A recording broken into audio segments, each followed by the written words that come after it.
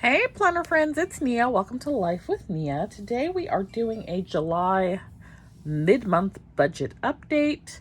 We're going to take a look at income, expenses, business expenses, cash envelopes, sinking funds, debt, and savings. So to start with, for our income, I had estimated $92.35 this month. I think that is probably going to be a stretch. Currently at $66.57.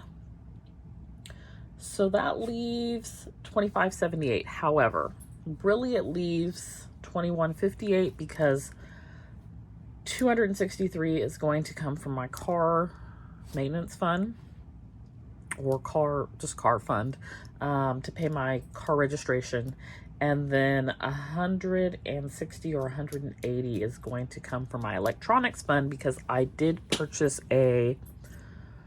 another cutting machine. And y'all know I've been setting aside money for electronics. It started out as like a phone and then an iPad, and now it's just a general electronics fund.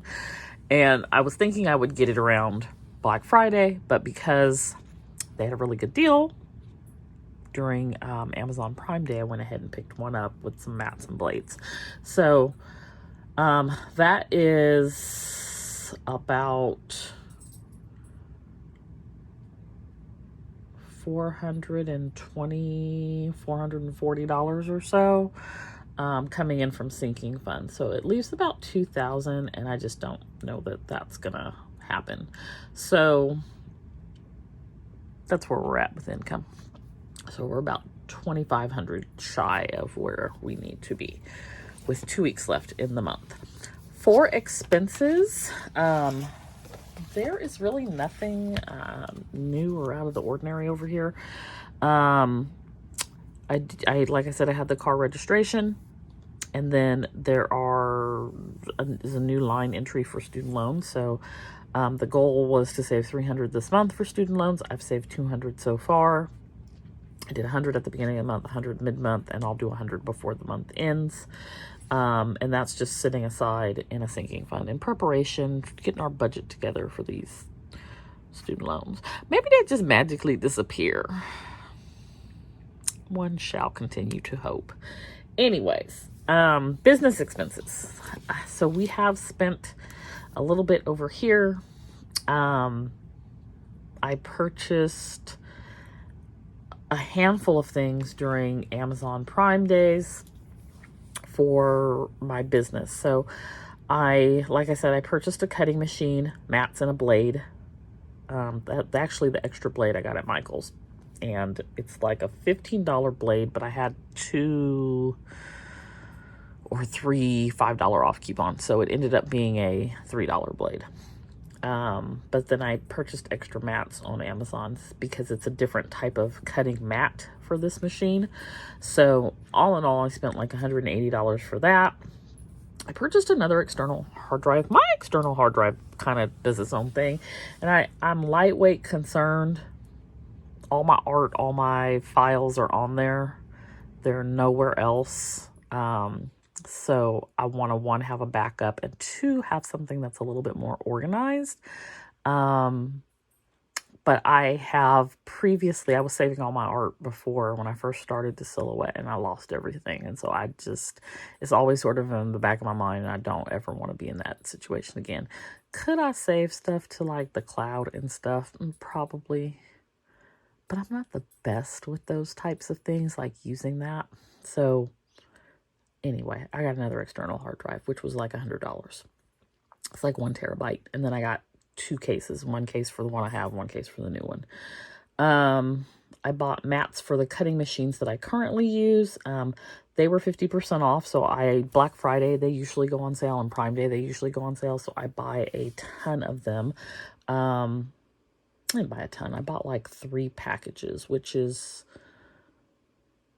I think there's 3 mats in each package. So I'll like 9 mats total. And then that was probably $30.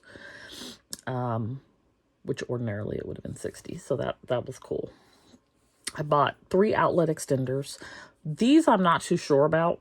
I may end up returning 1 or 2 of them. I bought 3 of them, and that was about $50 for all 3. And I just don't know if they're going to work. I got to test it out, and it's not high on my list of things to do, but I'm going to try to do that today. I bought some acrylic drawer organizers. That was $18.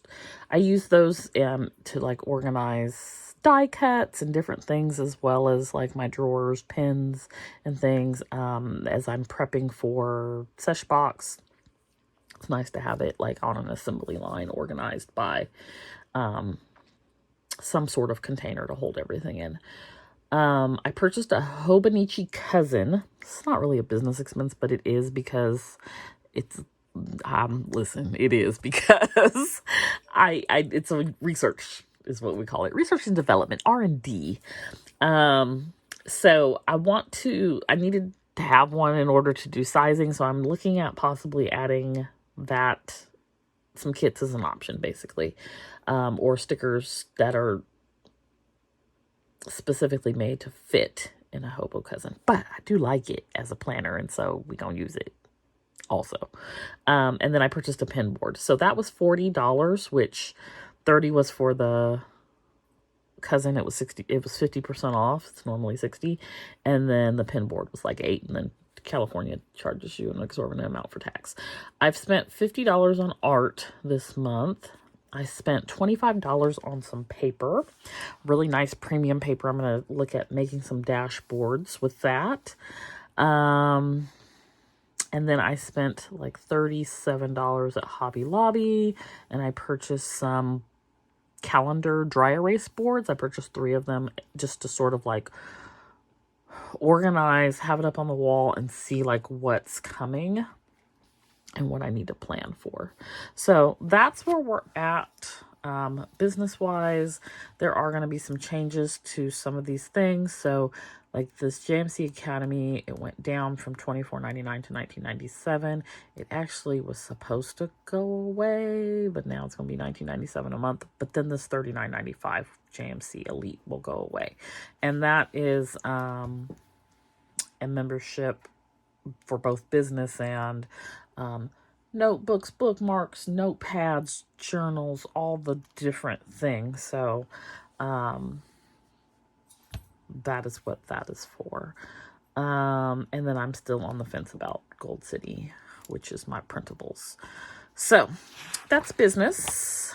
Cash envelopes, there is a video if you're interested in all the details on the cash envelopes, but I did a total of 1,231 in cash, and then with the electronic transfers, it was 1,506. The electronic transfers were car insurance, home insurance, Shopify, and the first $100 for student loans. So that's where we're at for our cash envelopes. Sinking funds, I have not yet made any deductions from any of the sinking funds except for PD. That's an every month deduction. So this was a month where I had to get all 3 of his medications, plus he needed food. So it was like $110 or so. I will be making a withdrawal from the car fund to cover that car registration, and then from the electronics fund to cover the new cutting machine. And so no big movement going on in the sinking fund world right now. Let's see. Debt. Not a lot has happened. Just because most of my stuff happens towards the end of the month. So, this is my 0%. We're at 7,150. I've made a payment of 200. The goal is a minimum of 661, to stay on track with paying it off before the 0% ends.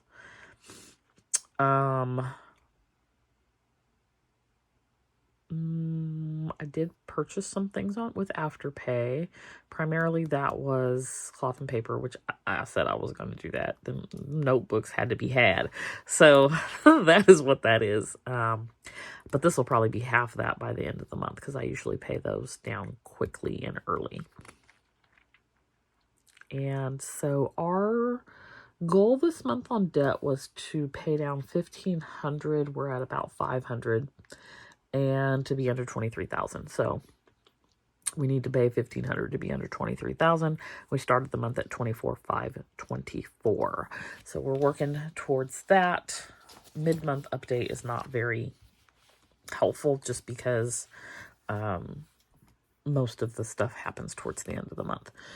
For the weekly check-in, grocery, we started at $260. We're at $151, and that even includes a every plate box, which is like $45.